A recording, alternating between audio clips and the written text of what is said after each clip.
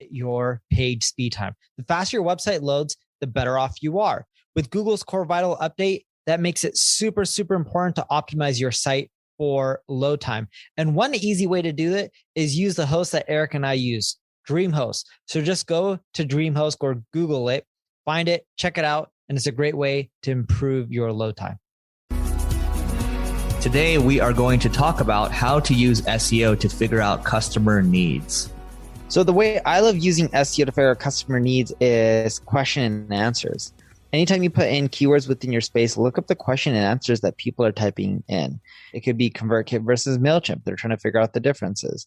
Or if you are in email marketing software, it could be like, what are free email marketing tools? Do I need to use double opt-in, right? The question and answers will tell you a lot about issues that people have in the space. And then you can figure out how to modify your product, your service to adjust those needs. And there's a lot of tools that will help with this. I know at Ubersys, we have question and answer stuff for free. There's also Answers the Public or Answer the Public. It either has an S or it doesn't have an S. That's worth checking out as well. And if you also look at like Quora has a ton of Q&A stuff in there.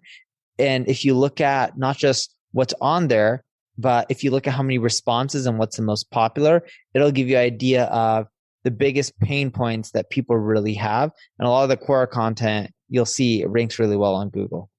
Yeah. I mean, the other thing I would add to this too is if your site's getting a decent amount of traffic, you're using Google Analytics and you have internal search enabled on your website, you can actually see what people are searching for, right? And you might get some good volume there and you see what's kind of signal the noise. Google Search Console is also going to show you as well. And to an extent, if you're getting good traffic, you have a good email list, you use SEO to build that email list, hit that email list too to see what they're interested in. Neil and myself, periodically, we might check in with people and see, hey, what topics are really interesting to you, right? And then because SEO drove the people to respond on the email list, now we can go back and then produce more content that way.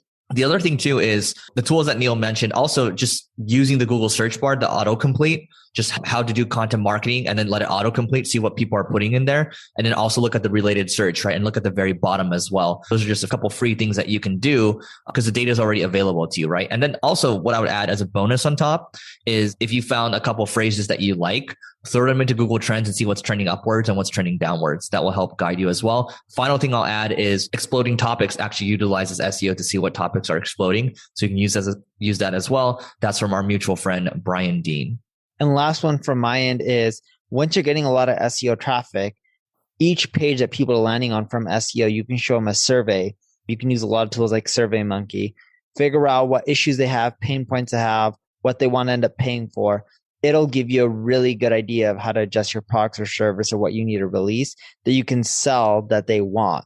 Not quote unquote, like if you go and randomly survey people and be like, hey, is this what you want? You're probably not going to get the results.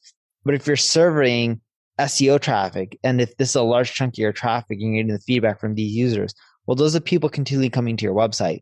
So then if you survey them and adapt to their needs, eventually you'll be able to convert quite a few of them into revenue. All right. So that is it for today. Please don't forget to rate, review, and subscribe to this podcast. It helps us grow and we might even give you a shout out. And if you want to hang out with Neil and I in person, whether it's, in person's live and then also virtually, marketingschool.io/live, that's LIVE, to learn more about it. And we'll catch you later.